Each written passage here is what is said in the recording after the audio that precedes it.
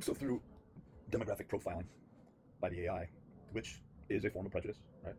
And that buzzword prejudice can only be expounded upon if you were to read historical writings that use that exact same terminology that goes back thousands of years. Then you would gain a broader view of a term like that, like judgment, where when you walk, if you're not cognizant, awake, and aware as you take your steps, you're going to stub your toe, you're going to fall over, you're judging, you're making judgments. And prejudices go beyond the mere brainwashing specter of today, where you're looking at people's skin color or sexual prejudices or whatnot. Prejudice goes, the term reaches far beyond that, right?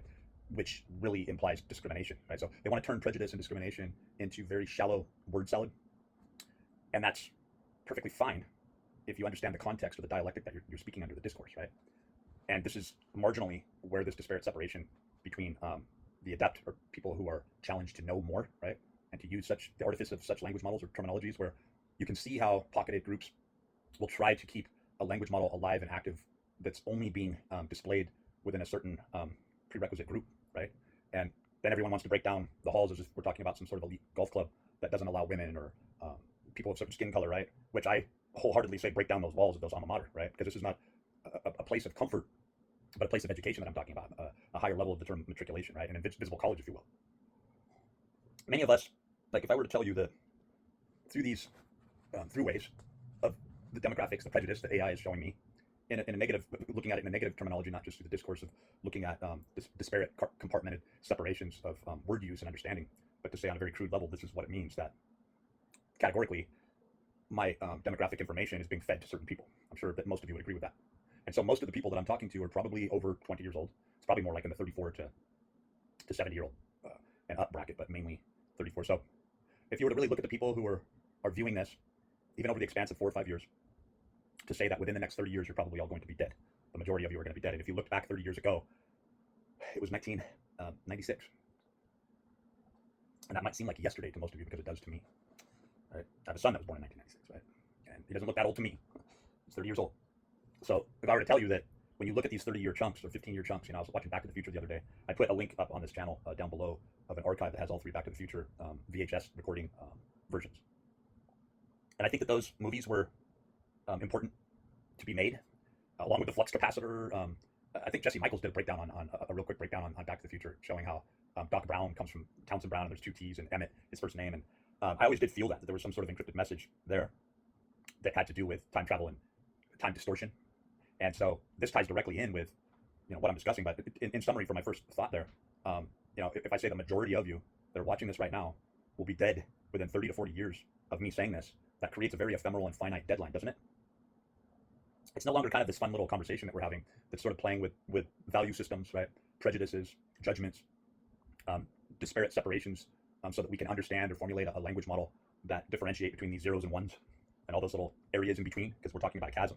Anytime you begin to look at two fundamentally, you look at 2 ideas, and just like photon pairing, you see that even though there's this mirroring and this pairing occurring, there's a direct opposite behavior modeling that gets into chirality a little bit, right? A lot.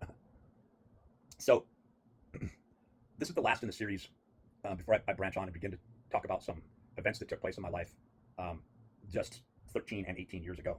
But in reality, these moments work as funnels or filters for the totality of one's entire lifetime in a particular representation, born in a particular area. No, there wasn't some god that chose where you were going to be born.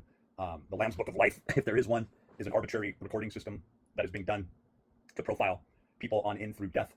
And that's why you have to marginally make the impact of at least what you become in this life evident and extremely important. And you have to be able to protect yourself. When I'm talking about entitling this, the truth behind the harvest, right? We're talking about energy harvesting. In certain esoteric circles and writings, it's been called loosh. By no means am I trying to anchor on or pivot from other esoteric researchers. I don't study other people. I go off of the phenomenology, the noumenon, the experience, and the interface that I go through. That's a lot of times people will think that I get this methodology from other people, and I'm always surprised when I do look at a video of someone or hear someone talking about a particular publication or a book, and strikingly very similar to what I'm discussing here now, right? And there's only so many items at hand that we can discuss and talk about that are readily available to us, but even more so, society itself and the structural componentry that is the Masonic jungle that we live in today is, like I said in the prior video, is disclosure. We live inside disclosure in many representations. When we look at the human body, the human form, expanded out into the body politic, like the idea of gods. If you were to think that one cell was the entire universe without understanding the trillions of cells and connective tissue, that make up a body, right? Um, you would you would have a rationalization of the conceptualization of God from a very different standpoint. And I think what's being alluded to is we look at mathematics and we start to realize that where we are in this sort of Mendelbrot set, right? And when we expand out, we see that from a Hinduistic or even polytheistic sense, right? That this representation of energetics and energetic flow through and the discussion of daemons or demons, right? And this sort of possession, right? That possession was linked up with the term genius itself. That Jason Reza Georgiani gets into this a little bit in his interview with Jeffrey Mishlove from about 5 years ago. And I enjoy Jason's articulate, complex view of all the things that he discusses. And I know that he doesn't, he's not white trash. He doesn't get into, or Iranian trash. Not to infer anything there. I'm just saying he's not trash. He gets into the intricate details of things. And I know his personal life isn't easy. And I don't think people need to be judged on the merits of that, right? I think that their contribution and expression and their voice, from a principled perspective, needs to be amplified and reflective of who they really are, right, and what they have to we say offer. It's not like this level of service that you owe people, right, or a humanity or an expounded upon or intricacy of fractals and fractal geometry. These things are just going to happen. They're going to take place, right? But when you start to see the adjacency of who you affect, who you were affected by, and how the disharmonious aspects were things that were taught to you, and that principles, pure principles, were blocked from you, it makes it all the more evident that you learned and took up this campaign on your very own, searching this out, and that is what's being occulted. Like out in front of you is leading you toward the fountain of youth or the well or the water system. It's saying, in fact, all these symbols and the language model and the indoctrination and educations, someone might as well be jumping up and down and going, look, if you choose to break out of this and realize that society is only a jungle concrete jungle that you reside within when you decide to be in here, right? And that once you want to break free, these are the mechanisms that are involved, right? But that you're going to need to have the countenance where these principles are permeating and displayed on all levels of your being, right? And what that ends up inferring, way beyond suggestibility on a loudspeaker, in fact, is the fact that people will begin to point their fingers, just like these persecuted sort of biblical prophets, if you will, that lead into other religions and other, the whole heretic title shit, right? It leads into the scarlet letter, the chastisement, the pointing of fingers and saying, you are not one of us, right? And what's the time that we live in right now is that it's kind of like, there's a lot of names that come to mind, but in basic, it's kind of like, in less harsh times, there's this delicacy of, okay, we're going to take you through this many sessions before you go into jump school. And before you even jump out of that plane, we're going to make sure that you've gone through this so many times where you'll feel like you already did it. And then all of a sudden, the sirens start to go off, the draft letters go out, and it's like, get the fuck on the plane and throw this goddamn thing on, make sure you got the straps on. Some of them have holes in them, some of them don't. You're going to have to jump for your dear life. Whatever fucking decisions you make, it's critical now, and this is not a fantasy, this is real, and the plane's already going, and if you don't jump on, actually, we might run out of fuel on the plane too. So good luck, have fun, don't die. Right? Everything, everywhere, all at once. And that's the critical time that we're in right now. Is whatever you've done to look into this or to learn about this, and whatever hiding that you're still doing from it, to where no matter how young or old you are, it's like, I cannot believe that this is my fucking reality. Well, it is. That not only, it's a very comforting thing to use the term targeted individual, right?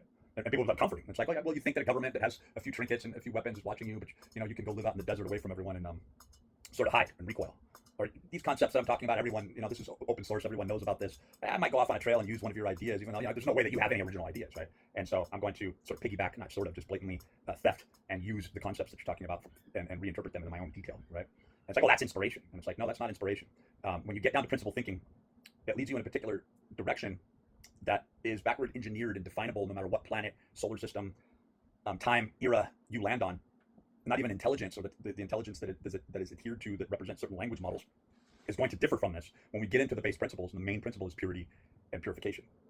And the ultimate truth about the sub-principles, when we go through faith and love and hope, and mercy, compassion and passion and trust and duty and honor and union and grace, and more neutral agents like temperance and care, or we get into like main principles like we discussed, purity, and then sacrifice, expression, wisdom, community, production, ego, back into the pure truth, going on into, again, this unification and this ultimate glory in the application and the rapid information exchange that we go through with said principles. And the fact that if you really don't understand these principles and they just seem like pie in the sky terms, you most likely understand impurity. You most likely have been fed anti-principles.